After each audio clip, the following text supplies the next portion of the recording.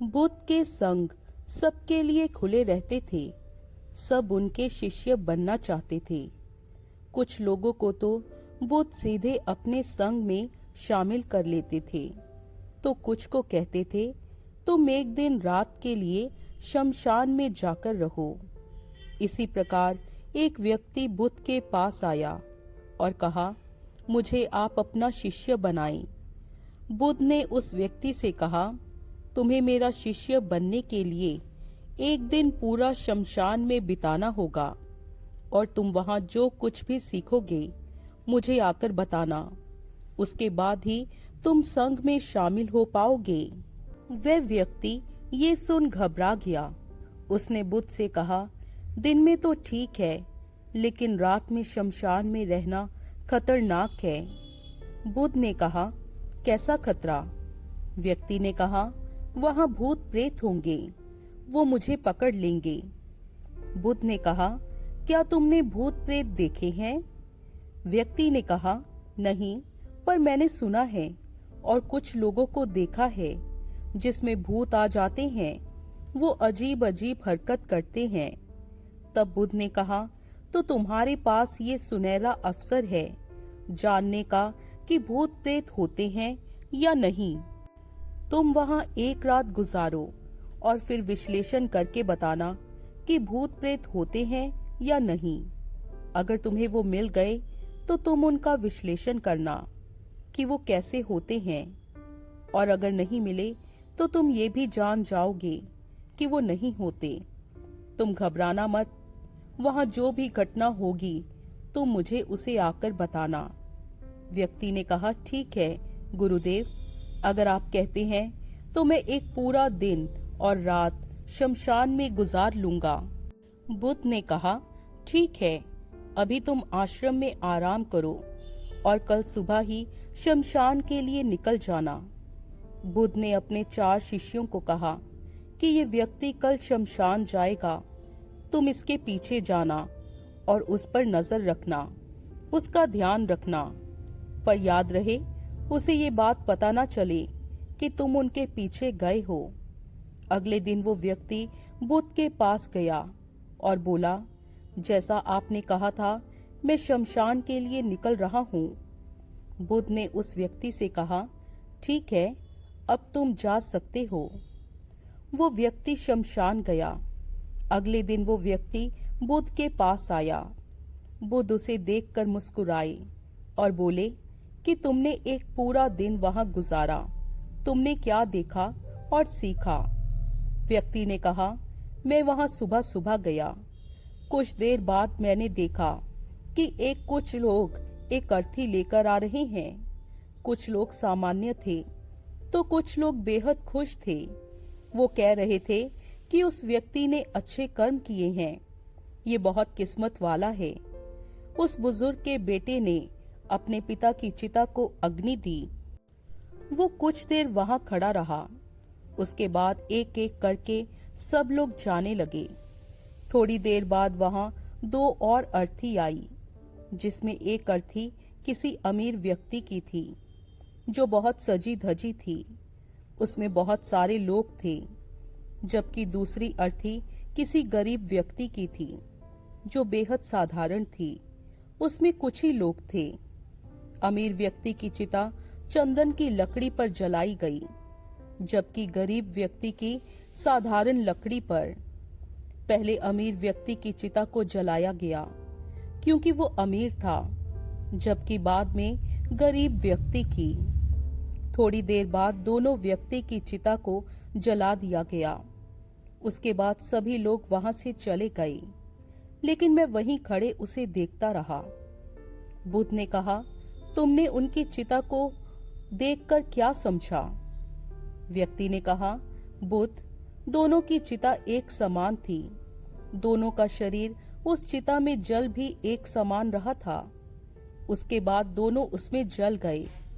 अंतिम में जो बचा वो भी एक जैसा ही था, उसमें कुछ अलग नहीं था। हे बुद्ध, उसके बाद वहां एक स्त्री की अर्थी आई। उस स्त्री का पति बेहद दुखी था और वहां आए सभी लोग भी काफी दुखी थे। वो सभी उसके पति को सांत्वना दे रहे थे। हे बुद्ध, उससे मैंने देखा कि बहुत लोग काफी ज्ञानी थे। वो ज्ञान की बातें कर रहे थे। वो सब महाज्ञानी कह रहे थे कि यहाँ तो एक दिन सबको आना ही है। जीवन हमें ज्ञानता और परोपकार से जीना चाहिए। किसी को भी कभी कष्ट नहीं देना चाहिए। धन के पीछे हमेशा भागकर कुछ नहीं होता है। अंत में हम सबको एक दिन शमशान में जाना ही होता है।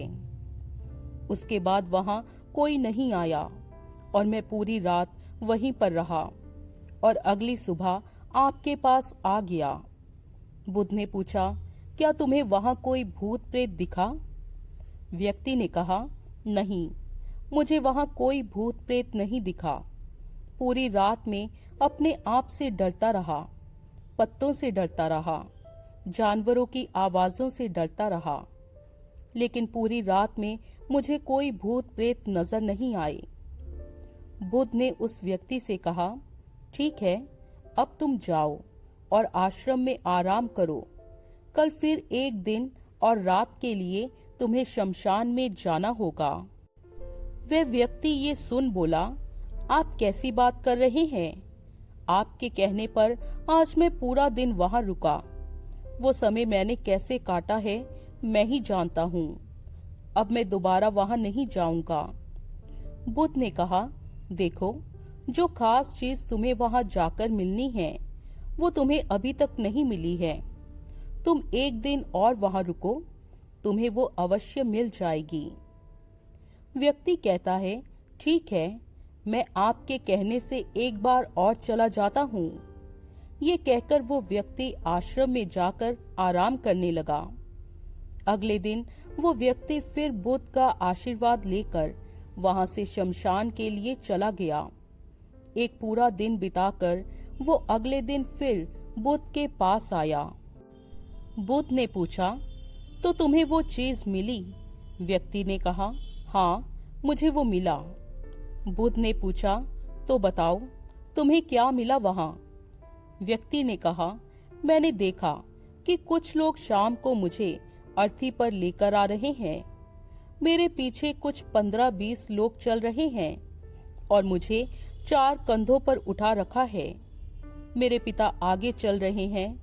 कुछ लोग मेरे ऊपर फूल फेंक रहे हैं और मेरे कुछ रिश्तेदार मेरे पीछे चल रहे हैं। वे लोग बेहद दुखी हैं। मेरे पिता और भाई भी बेहद दुखी हैं। कुछ उन्हीं में से दुखी होने का नाटक कर रहे हैं, तो कुछ लोग मेरे पिता को सांत्वना दे रहे हैं। वहीं दूर खड़ा मेरा भाई बेहद दुखी है। कुछ लोग उसे सांत्वना देकर बोल रहे हैं कि तुम ही अब सबके इकलौते वारिस हो। तो कुछ लोग कह रहे हैं, ये वक्त हुआ वो लड़का तो अभी जवान था, अभी तो उसने कुछ देखा भी नहीं था और उसके साथ ऐसी घटना हो गई। तभी मुझे अर्थी पर लिटा दिया गया और सारा क्रियाक्रम किया जाने लगा। मैं ये सब अर्थी पर लेटे देख रहा था। मैंने उस अर्थी से उठना चाहा, लेकिन मैं उठ नहीं सका। मैं सांस लेना चाहता था, लेकिन सांस नहीं ले पा रहा था, क्योंकि मेरे अंदर सांस नहीं थी। मैं अपने पिता को गले लगाना चाहता था, लेकिन मैं उठ नहीं सकता था।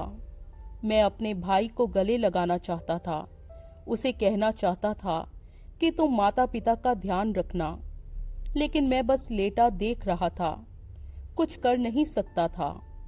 उसके बाद मेरी चिता पर लकड़ियां सजाई जा रही थी। मेरा मुंह भी ढक दिया गया। मुझे अब उस चादर के पार कुछ नहीं दिखाई दे रहा था। फिर उसके बाद मुझे गर्मी महसूस होने लगी। फिर मैंने देखा कि मुझे जलाया जा रहा है। मेरे हाथ पैर जलने लगे हैं। मेरी हड्डियां, खाल सब जलने लगा था। धीरे धीरे अग्नि और ज्यादा बढ़ गई थी। मैं वहां से उठना चाहता था। मेरा दम घुट रहा था। मैं सांस लेना चाहता था, लेकिन मैं ऐसा कुछ नहीं कर पा रहा था। मैं उस अग्नि में पूरी तरह खो गया। मैं पूरी रात खुद को ऐसे ही जलते देखता रहा। मैंने देखा कि अंतिम रूप में मेरे पास केवल मेरी राख ही बची हुई है। उस पूरी रात ना तो मैं डरा, ना ही मुझे डर का एहसास हुआ। पता नहीं कहाँ मैं पूरी रात खोया हुआ था, और सुबह होते ही मैं आपके पास आ गया बुध। बुध मुस्कुराए और बोले कि अब तुम संग में शामिल हो सकते हो, और वास्तव में ध्यान और ज्ञान होने के लिए ध्यान का बीज अंदर होना जरूरी है। वो बीज तुम्हें वहां कल रात मिला, जब तुमने जाना कि वहां सब कुछ नश्वर है। इस दुनिया में सभी व्यक्ति शमशान में जाने के बाद ये तो देख लेते हैं कि सभी को वहां जाना है, लेकिन जैसे ही वहां से बाहर निकलते हैं वो सब भूल जाते हैं और फिर अपनी जिंदगी वैसे ही जीते हैं, वैसे ही कर्म करते हैं, वैसे अधर्म करते हैं, वैसे ही लालच करते हैं और वैसे ही क्रूरता दिखाते हैं, और जैसे ही शमशान में जाते हैं सब धार्मिक हो जाते हैं। पहली बार जब तुम शमशान में गए तो तुम भी उन्हीं ज्ञानी व्यक्तियों की तरह थे, जैसे कि वहां सभी महाज्ञानी व्यक्ति आते हैं। और जैसे ही तुम दोबारा वहां गए और आज वापिस आए हो तो तुम्हारे अंदर भी ज्ञान का बीज उत्पन्न हो गया है। हम तब तक जीवन को नहीं समझ सकते जब तक हम मृत्यु को नहीं जानते। जो व्यक्ति बीमार है वही स्वास्थ्य के महत्व को समझ सकता है। जो ध्यान का बीज तुमने कल रात पाया, अब उसे तुम्हें लक्ष्य बनाना है, और ऐसा विशाल लक्ष्य तुम्हारे अंदर उत्पन्न होगा जो सभी को ध्यान की इच्छाओं से परिपूर्ण करेगा।